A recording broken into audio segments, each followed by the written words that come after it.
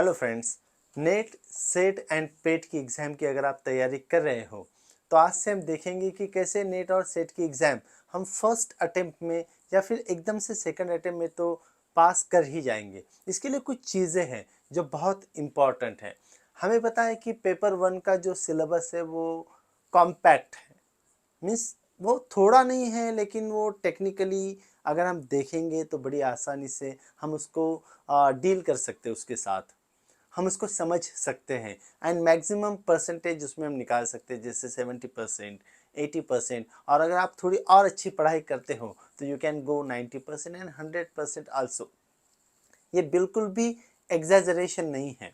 हम 100% तक paper one के लिए जा सकते हैं, लेकिन पेपर टू का हमारा जो सिलेबस होता है जिसमें हमने पोस्ट ग्रेजुएट में स्पेशलाइजेशन किया है वो बहुत ज़्यादा होता है। और इस बहुत ज़्यादा सिलेबस को पूरी तरीके से पढ़ना, समझना, उसको ध्यान में रखना, ये बड़ी मुश्किल सी बात है।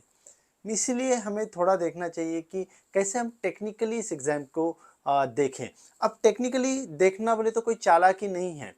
हमने 17 साल तक जिस पढ़ाई को किया है उसको टेक्निकली समझ लेना है और एग्ज़ाम को क्वालिफाई कर लेना है, और फिर पढ़ना पढ़ाना तो ज़िंदगी भर चलता रहेगा। लेकिन नेट सेट की पढ़ाई को अगर सही ढंग से किया जाए तो आसानी से हम इसको क्रैक कर सकते हैं।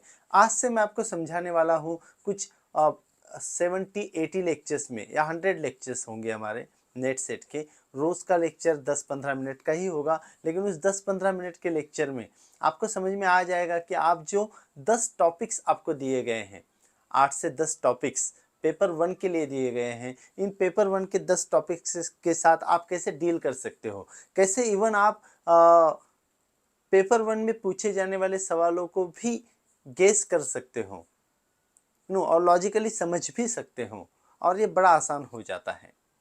So let us deal with this paper one. तो पेपर वन में कुछ चीज़ें हैं, जैसे पेपर वन में हमें देखने मिलता है मेनी सच थिंग्स की research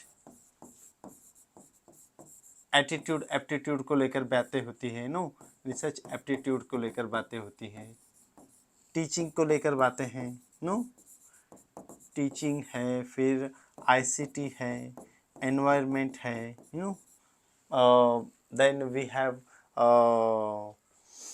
some other aspects of learning, you know. ये 4-8 जो बातें हैं, इन्हीं बातों को अगर हम ठीक से देखते हैं तो बड़ी आसानी से हम पेपर वन को क्लियर कर सकते हैं। आज से हम देखेंगे कि कैसे रिसर्च एप्टीट्यूड में आपको क्या क्या पूछा जा सकता है, कौन सी ऐसी इंपॉर्टेंट बातें हैं जो रिसर्च एप्टीट्यूड में आपको आसानी से NET SET, and not only net set लेकिन पेट में भी रिसर्च एप्टीट्यूड का बहुत ज़्यादा मानी है, बहुत ज़्यादा महत्व है। इसको अगर आप समझते हो तो आप रिसर्च के लिए जब जा रहे हो नो, पीएचडी एंट्रेंस टेस्ट के लिए जा रहे हो, तब भी आपको ये पेपर ये जो टॉपिक है बहुत ज़्यादा मदद कर सकता है। तो हम देखेंगे कि कैसे टीचिंग एटीट्यूड एप्टीट्यूड है, आईसीटी बेस्ड कुछ नॉलेज हमको पूछा गया है, एनवायरनमेंट की कुछ बातें हैं, एनवायरनमेंट एंड पीपल हम जिसे कहते हैं, पॉलिटी है नो, इंडियन पॉलिटी, इसका जिक्र है। इसके बाद इसके साथ ही जिक्र होता है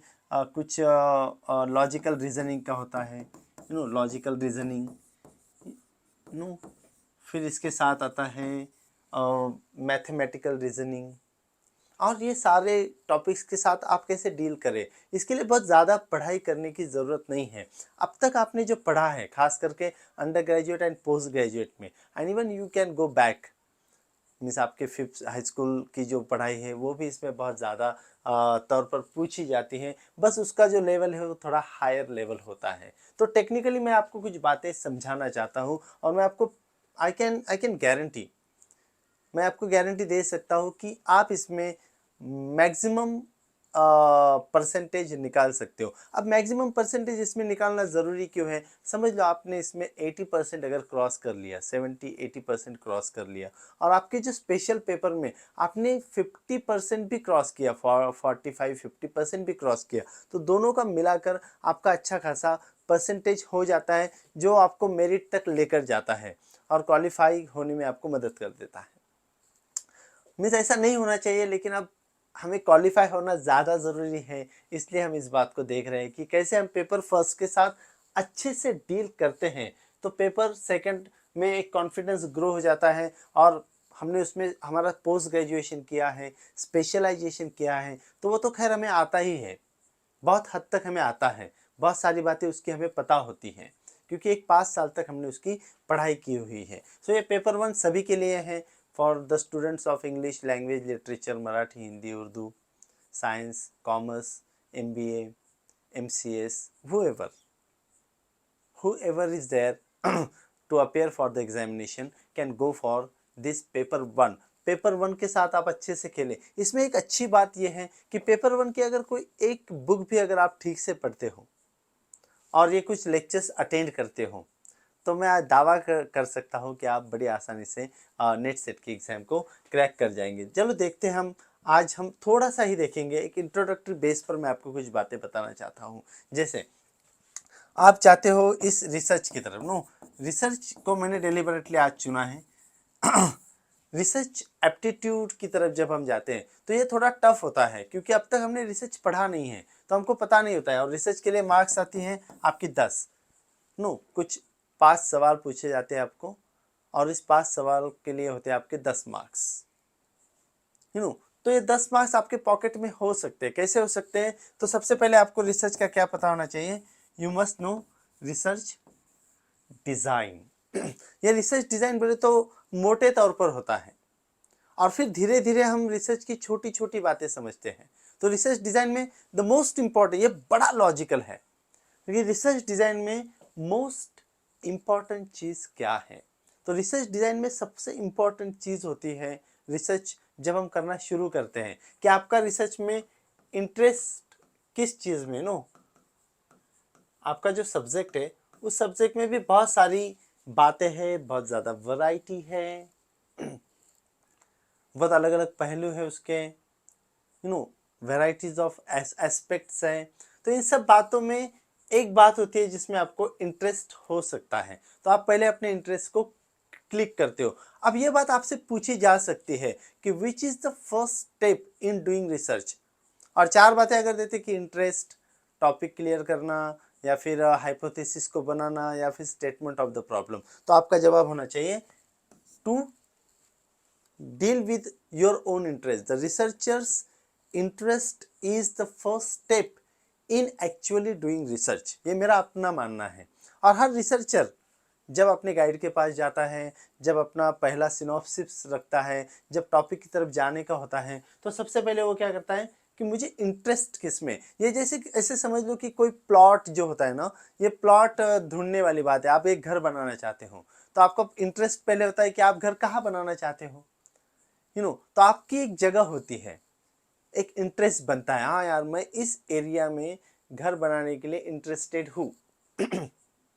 अब आप इंटरेस्ट के साथ साथ ये भी देखते हो कि आप कितना प्लॉट लेने वाले हो, कितना प्लॉट लेने वाले हो, तो फिर कितना प्लॉट लेना है कि ये क्या हो जाता है आपका, मीन्स आपका आपकी क्षमताओं की बात होती है कि how much plot you are going to purchase, तो ये होता है इंटरेस्ट। और इंटरेस्ट के बाद इस इंटरेस्ट को समझने के लिए आप क्या करते हो, एरिया ऑफ इंटरेस्ट, इसे क्या कहा जाता है, area of interest, which is your area of interest. और इस इंटरेस्ट के तौर पर आप एक बात करते हो, the most important thing you do in order to understand research, कि जैसे आप अपने आप को मानो कि आप रिसर्चर हो, आप रिसर्च कैंडिडेट हो। आप जब ऐसा मानना शुरू करेंगे कि आप रिसर्च कैंडिडेट हो, तभी आप इस बात को समझ पाओगे और जो 10 मार्क्स है आपके पॉकेट में जाएगी। लेकिन अगर आपको लगता है कि आप सिर्फ टेक्निकली रिसर्च को समझ लोगे, तो ये बिल्कुल भी आसान नहीं है, बिल्कुल भी पॉसिबल नहीं है। रिसर्च एटीट्यूड एप्टीट्यूड को समझने के लिए सबसे इम्पॉर्टेंट बात यह है कि आप पहले अपने आप को रिसर्च कैंडिडेट माने, रिसर्चर माने। Unless you have a kind of a feeling that I am doing research, you cannot understand this research attitude aptitude and you cannot get this 10 marks out of 10 you can get, okay। So पहले मैं बस शुरू कर रहा हूँ, अगले lecture में हम रिसर्च एटीट्यूड एप्टीट्यूड से ही शुरुआत करने वाले हैं। लेकिन सबसे पहले होता है आपका इंटरेस्ट, और इंटरेस्ट के साथ साथ फिर आप कर जाते हो एक बहुत ही सिंपल सी चीज़, very simple thing you do, कि आप इसके ताल्लुक से पढ़ना शुरू करते हो। आपने ऑलरेडी कुछ पढ़ा है, आपके अंडर ग्रेजुएट पोस्ट ग्रेजुएट में आपने पढ़ा है ऐसा माना जाता है, या फिर अगर आप टीचर हो और टीचर भी रिसर्चर करना चाहता है तो उनका भी एक एरिया ऑफ इंटरेस्ट बन जाता है पढ़ाते पढ़ाते। तो ये इंटरेस्ट के साथ फिर आप करते हो लिटरेचर रिव्यू, कि आपका जो इंटरेस्ट है इस इंटरेस्ट में किन किन लोगों ने अब तक रिसर्च किया है, मिस आप देखते हो कि ऐसे कौन से लोग हैं, फिर आप आर्टिकल पढ़ना शुरू करते हो, research articles, research papers, research journals, उसके ताल्लुक से कुछ रेफरेंस बुक्स, ये सब कुछ पढ़ना आप शुरू करते हो। सो ये कहा जाता है कि टॉपिक सिलेक्ट करने के पहले वाला रिसर्च लिटरेचर रिव्यू होता है। टॉपिक सिलेक्ट करने के पहले भी लिटरेचर रिव्यू होता है और टॉपिक सिलेक्ट करने के बाद भी लिटरेचर रिव्यू होता है। ओके, तो लिटरेचर रिव्यू की तरफ आप जाते हो। तो लिटरेचर रिव्यू क्या है? लिटरेचर बोले तो वो सारी चीज़ें जो आपके इंटरेस्ट को बिलोंग करती हैं, और रिव्यू बोले तो आप उसका रिव्यू लेते हो। आप देखते हो उसमें सही क्या है, उसमें गलत क्या है, उसमें कमी क्या है, उसमें खामियां क्या है, उसके जनरलाइजेशंस क्या है, उसकी फाइंडिंग्स क्या है। रिसर्च के ये सारे वर्ड्स है जो भी मैंने अभी कहा, ये सारे कीवर्ड्स ऑफ रिसर्च है। और फिर हम देखते हैं कि लिटरेचर रिव्यू के बाद हम चले जाते हैं हमारे टॉपिक को नैरो करने में लग जाते हैं। टॉपिक फॉर्मेशन होता है। क्या होता है? Topic formation. हम टॉपिक को फॉर्म करते हैं कि चलो भाई, अब मेरा इंटरेस्ट ये था, लिटरेचर रिव्यू में मैंने देखा कि बहुत सारे लोगों ने इसमें रिसर्च किया है, अब मेरे लिए भी कुछ बच गया है, तो मैं शुरू करता हूँ टॉपिक को फॉर्म करना। तो टॉपिक को फॉर्म करना ये रिसर्च की सबसे इम्पॉर्टेंट चीज़ है। अब इसमें सबसे इम्पॉर्टेंट क्यों कह रहा हूँ मैं? क्योंकि इसमें दो बातें होती है टॉपिक फॉर्मेशन में। एक होता है आपका सवाल, क्वेश्चन, और इसी टॉपिक में होता है आपका जवाब, आंसर। और हमारा पूरा रिसर्च क्या है? हमें कुछ समस्याएं होती है, कुछ प्रॉब्लम्स आती है, कुछ क्वेश्चंस आते हैं, और इसके जवाब हम ढूंढते हैं और दुनिया को बताते हैं। That is research. तो topic formation itself is a very giant step in doing research. अगर आप रिसर्च को समझना चाहते हो, रिसर्च को करना चाहते हो, उसको आगे बढ़ाना चाहते हो, अगर आपने टॉपिक सही तरीके से फॉर्म कर लिया, टॉपिक सही तरीके से बना लिया, तो समझ लो आपका 100% रिसर्च हो गया। उसके बाद आप जो करते हो वो आपकी बहुत ही ईमानदारी से की गई मेहनत होती है, आपका अपना लगाव होता है, आपका इंटरेस्ट होता है, आप अपनी बात को साबित करना चाहते हो, ये सब कुछ होता है टॉपिक फॉर्मेशन में। टॉपिक फॉर्मेशन में होता है क्वेश्चन एंड आंसर्स। तो देखो, हमने अब तक क्या बातें की कि रिसर्च डिजाइन में सबसे पहला होता है इंटरेस्ट, जिसको हम लिखते नहीं हैं। दूसरा होता है लिटरेचर रिव्यू, इसको भी हम लिखते नहीं हैं। हमारी राइटिंग शुरू होती है टॉपिक फॉर्मेशन से। टॉपिक लिखते हैं और फिर हम आगे बढ़ते हैं। और टॉपिक में दो बातें होती है, एक होता है आपका सवाल और दूसरा होता है आपका जवाब। कैसे ये होता है, हम अगले लेक्चर से इसको शुरू करने जा रहे हैं। आज हम यहीं पर रुकेंगे। ये बहुत ही ज़्यादा इंट्रोडक्टरी लेक्चर था मेरा। मैं चाहता था कि मैं आप तक मेरी कुछ आइडियाज़ है नेट सेट और पेट की एग्ज़ाम को लेकर, वो मैं आप तक पहुंचाऊं, और आपकी स्टडी को आई डोंट से मैं आसान करना चाहता हूं, मैं इसको इंटरेस्टेड करना चाहता हूं, मैं कनेक्ट करवाना चाहता हूं। मैं चाहता हूं कि आप इसको समझें, इस टेक्निक को समझें। इस टेक्निक के तहत अगर आप जाते हो और हर टॉपिक, जैसे कि एक टॉपिक जो है रिसर्च एटीट्यूड एप्टीट्यूड, इसके लिए हम 10 लेक्चर लेंगे, 8 से 10 लेक्चर होंगे। इस तरीके से हमारे लेक्चर्स होंगे and you can easily understand. कोई बुक ना पढ़ते हुए भी मैं आपको बोल सकता हूँ कि आप आसानी से पेपर 1 को क्रैक कर सकते हो। So thank you very much for watching this video. अगर आपको हमारी ये लेक्चर अच्छी लगती है तो ज़रूर इसे लाइक कीजिए, कमेंट कीजिए, शेयर कीजिए, सब्सक्राइब कीजिए, और बेल आइकन दबाना इसलिए ना भूलें कि जैसे हमारा दूसरा लेक्चर शुरू होगा तो आप तक सबसे पहले इस बात की खबर आ जाएगी नोटिफिकेशन के ज़रिए, और आप फ़ौरन पढ़ाई के लिए बैठ सकते हो और आसानी से सारी बातें सीख सकते हो। So wish you all the best. बिल्कुल चिंता ना करें, चीज़ें बड़ी आसान हैं। नेट सेट पास होना अच्छी बात है, क्वालिफाई होना अच्छी बात है। दुनियादारी वाले लोग आपको बताएंगे कि आप नेट सेट करने से कुछ फ़ायदा नहीं होता है, ऐसा कभी नहीं होता है। कोई भी एग्ज़ाम आप पास करते हो इसका आज नहीं तो कल आपको ज़रूर फ़ायदा होता है। बिल्कुल भी किसी के बहकावे में ना आए। आपने अब तक पोस्ट ग्रेजुएट किया है तो एक और जंप ले लें, एक और स्टेप आगे बढ़ जाएं, नेट सेट कर लें, पीएचडी कर लें और अपना जो एकेडमिक्स है उसको आगे बढ़ाते रहें, इसमें काम करते रहें और मीन्स आपके जो भी सपने हैं जॉब को लेकर वो पूरे हो। इस ख्याल के साथ, इस उम्मीद के साथ आज का लेक्चर हम ख़त्म करते हैं। कल से हम मिलने जाएंगे और देखेंगे कि कैसे इन 10 टॉपिक्स जो है हमारे research attitude aptitude, teaching attitude, ICT, environment, Indian polity, higher education, then what else, जो भी और भी सारे टॉपिक्स हैं, लॉजिकल रीजनिंग, मैथमेटिकल रीजनिंग, इन सारी बातों को हम ज़रूर देखेंगे और आसानी से NET SET and PET exam pass कर जाएंगे। Thank you very much once again.